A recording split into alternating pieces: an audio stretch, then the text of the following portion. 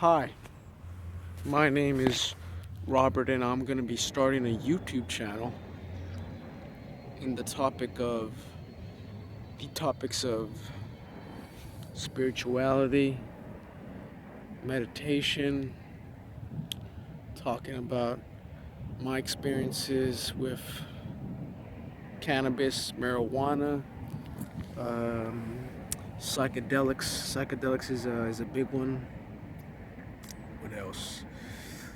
I mean, all kinds of different psychedelics. Psychedelics like mushrooms, LSD, MDMA, ayahuasca, all of these psychoactive plant substances that aren't really talked about. Well, they're more talked about now. Like if you go online, go on YouTube, more, you know, spirituality, psychedelic, um, you know, type YouTube channels are coming up. And I've always wanted to make a YouTube channel about this particular topic, but I just haven't lately. But this is me starting. Doing this YouTube channel thing, and I'm just gonna, be real. I'm gonna put real information out there, and I'm not gonna glorify anything. It's come everything. I'm not trying to influence anyone to go out their way to use psychedelics because they are sacred tools to use for us humans. They're very sacred tools, and Western civilization hasn't.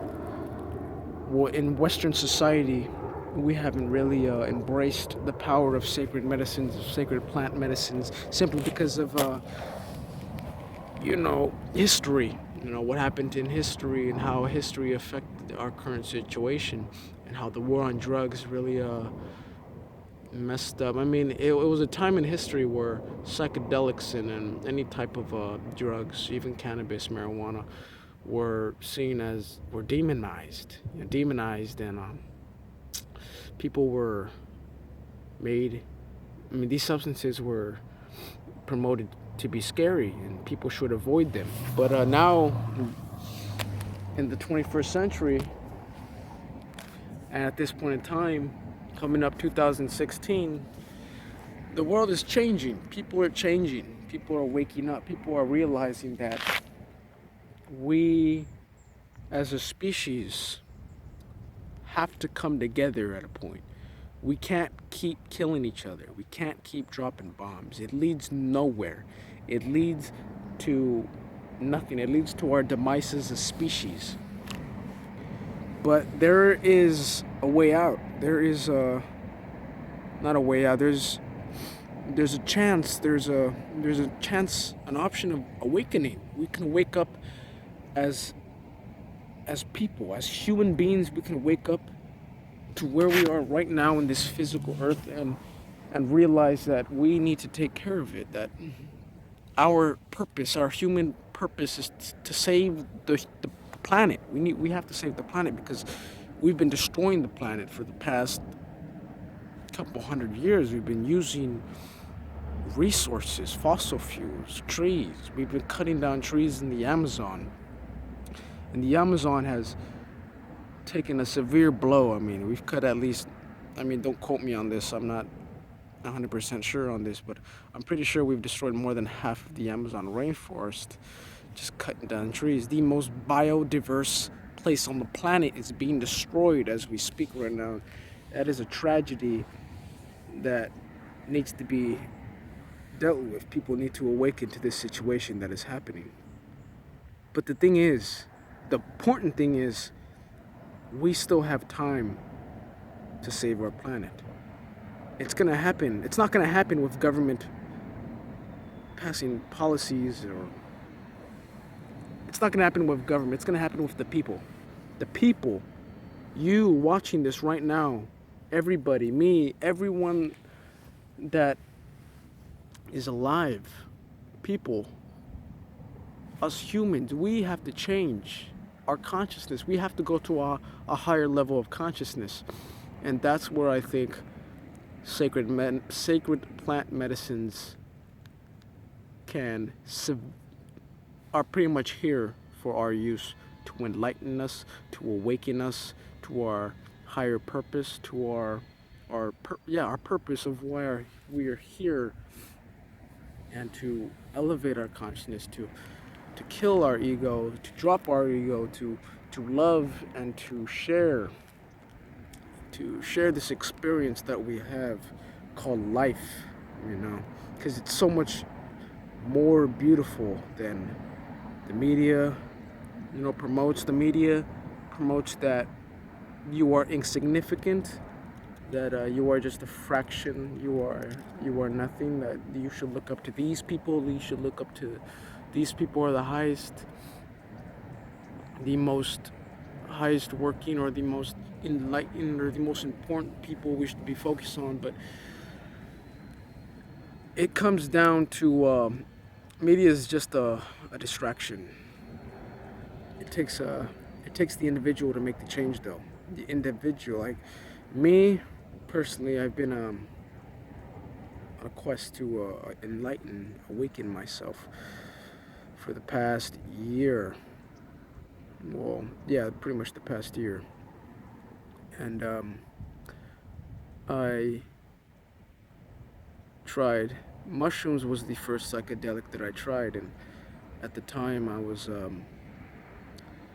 didn't know what to expect. It was offered to me, and I went with some friends over to a place in San Pedro, California. It's like a really big, rocky, beach shore type place, and it was right by a bunch of houses. There was a lot of houses there. It was like a neighborhood around there. Coming up on the shrooms, we were driving to the beach, or to the, what is it called? It was called Sunken City. It was called Sunken City. We were driving there. On the way there, I was feeling a really intense body. It wasn't intense. It was just a really euphoric body high. And it was almost like I was super stoned, like if I was stoned for the first time again. But after we parked, we were walking to the shore. I started realizing, like, the houses where we were at, the plants, the grass, the shore, everything was just becoming really, really clear, really, really vivid. Like, but I was still aware of myself. I still had like my self identity, at least for the next, few minutes, until I sat down by the cliffside, because there's a cliff on Sunken City, and I wasn't directly on the cliff, but I was like 15 feet back, sitting on like a piece of concrete. I was starting to feel like much different. Like it was a very different come up, because I was very surprised. I didn't know what to expect, and it put me in it pretty much my first mushroom experience. The first hour was just complete egoless. Like, I was just looking around, but I was struggling with it too. I wasn't surrendering to the mushroom. I was scared. I didn't know what was happening, and I started, after an hour, I left the shore, and I started running around the neighborhood, tripping. I had no sense of location. I didn't know where I was, and I felt like I didn't even know who. Yeah, like I said, I didn't know who I was, and I ended up calling somebody multiple times. And now that I look back, I called like 15 times, and I was just having I didn't go into it with the best mind state, but it was necessary. It was a learning experience. And after that was less than a year ago. I've been on that intrigued me to because it was really I was in such a different state of consciousness. Like, I became aware how different the world can be. And yeah, like I said, I was running around the neighborhood for a good 3 hours, fucking completely tripping. You know, I was point where I was just like talking to people, or like I saw someone and I was like, I don't know, because when you're on shrooms and you're tripping hard and you feel like you just want to talk to anyone, like just to feel safe. So like I would just talk to like random people that are around. I went to a house at one point. In front of the house there was like a group of guys out there, and I was tripping. I was still feeling it. This was late at night. The sun already went down, and I was standing by the car where the car that I came in, and in front of this house was a bunch of guys, and I was just talking to them, like person to person, like just getting to know people. It was different because I used to have a lot of anxiety and stuff, and it seems like mushrooms kind of kill that, and it makes you be more in tune with your emotions and other people's emotions. Therefore, like talking and communicating and relating to people and sharing experiences become really natural. It's not difficult. There's no real anxiety there. But yeah, that was my first shrooms trip. I'll probably go.